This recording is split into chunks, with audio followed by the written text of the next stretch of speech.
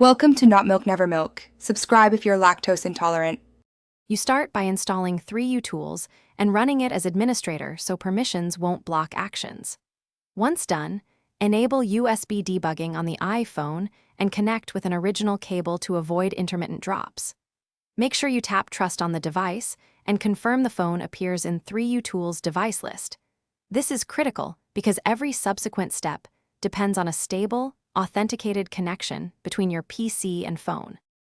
You should immediately create a full backup in 3utools so you can recover if anything goes wrong.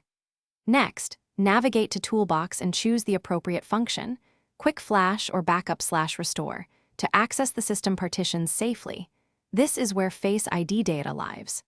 Carefully follow the Face ID repair workflow or remove the specific Face ID-related files.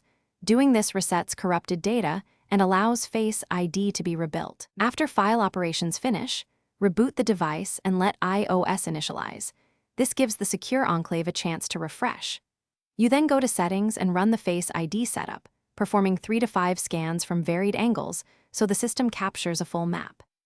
If Face ID still fails, restore your backup and retry the repair using a different USB cable or another Windows PC to rule out hardware or 3utools environment issues. Those are common hidden causes.